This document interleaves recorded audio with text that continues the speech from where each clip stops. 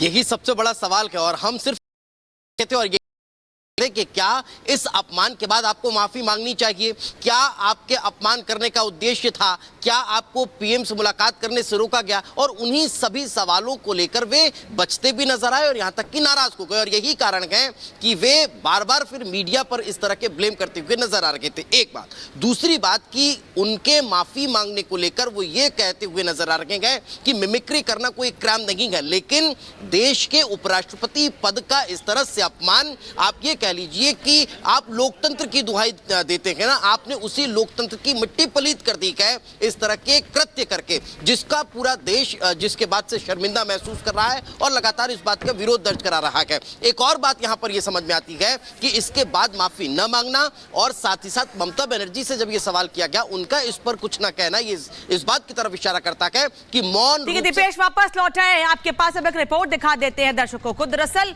ये कहावत आपने सुनी होगी कि जाट जब नाराज होता है तो अच्छे अच्छों की खाट खड़ी कर देता है, और उपराष्ट्रपति जगदीप धनखड़ के अपमान से जाट समाज अब नाराज है और वो ये कह रहा है कि आने वाले लोकसभा चुनाव में जाटों का गुस्सा विपक्ष को झेलना पड़ेगा और ये समझ आ जाएगा कि हमको नाराज करने का मतलब क्या होता है। रिपोर्ट देखिए।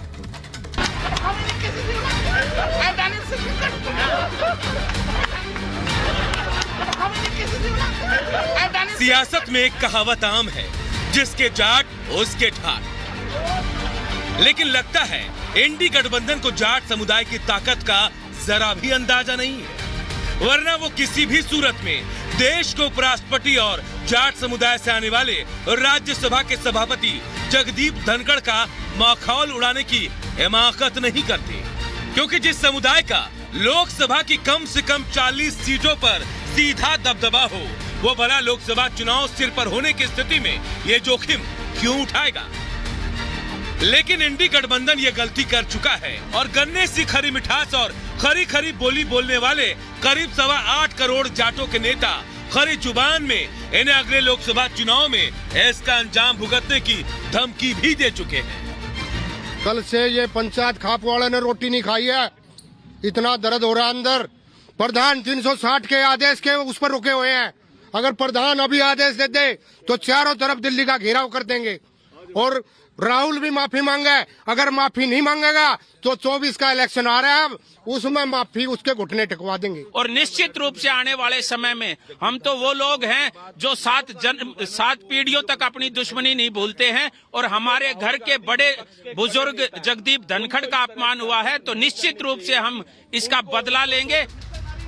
हैरानी तो यह है कि जिस वक्त टीएमसी के नेता कल्याण बनर्जी लोकसभा की सीढ़ियों पर राजनीतिक खुदकुशी जैसा ये कदम उठा रहे थे, उस वक्त इंडी गठबंधन के कई नेता वहां मौजूद थे, लेकिन उनमें से ज्यादातर टीएमसी सांसद की इस हरकत पर मजा लेते नजर आए।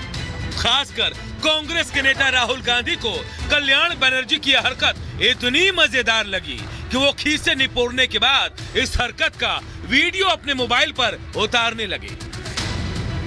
शायद स्वाभाविक रूप से अब तक जाटलैंड के वोटरों का समर्थन मिलने की उम्मीद ने उन्हें इतना बेखबर कर दिया कि वो भूल गए कि उनकी ये छोटी सी लगने वाली गलती विधानसभा चुनाव में करारी हार के बाद लोकसभा चुनाव में भी हिंदी बेल्ट के कई महत्वपूर्ण सीटों से उनके गठबंधन का सुपड़ा साफ कर सकता है। आज तो कई सारे लोगों ने इस पर आपत्ति दर्ज की है। हमने देखा है कि किस प्रकार से ओबीसी समाज और खास करके जाट समाज आक्रोशित है, जिस प्रकार से उन्होंने प्रतिक्रियाएं दी है। महापंचायत की भी बात हो रही है, परंतु सुरजेवाला जी आपने कुछ अभी तक नहीं कहा, हुड्डा जी आपने अभी तक कुछ नहीं कहा। लोकसभा के करीब 40 सीटों पर जाट समुदाय के वोटर्स का कितना प्रभाव है, इसका अंदाजा इसी से लगाया जा सकता है कि 8.25 करोड़ की आबादी वाले जाट यूपी में 18 सीटों पर निर्णायक हैं, जबकि राजस्थान में 6 सीटों पर इनका दबदबा है। पंजाब में 6 सीटों पर हार जीत के तय करते हैं और हरियाणा में 10 उम्मीदवार इनके भरोसे रहते हैं।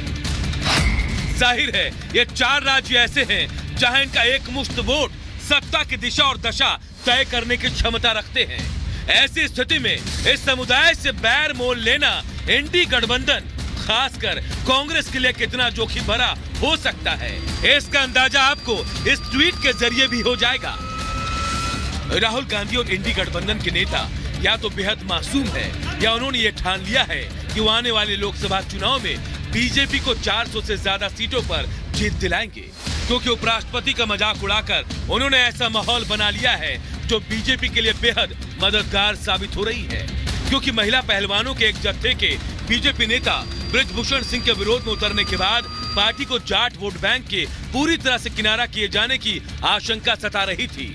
लेकिन इंडी गठबंधन ने मंगलवार को लोकसभा में इस हरकत के जरिए सेल्फ गोल करके बीजेपी की राह आसान कर दी है। जाट वोटर्स बदलेंगे समीकरण, 24 में होगा जाटों का ध्रुवीकरण। सियासत के सुरमा ये बात अच्छे से जानते हैं कि राजनीति में ना कोई सगा होता है, ना ही कोई स्थायी दुश्मन। सारी नीतियां चुनावी समीकरण के आधार पर बनाई जाती हैं।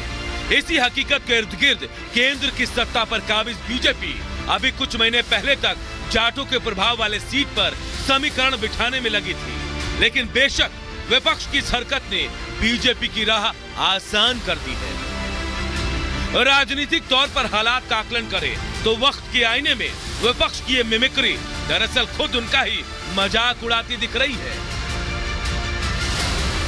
ब्यूरो रिपोर्ट और रिपब्लिक भारत।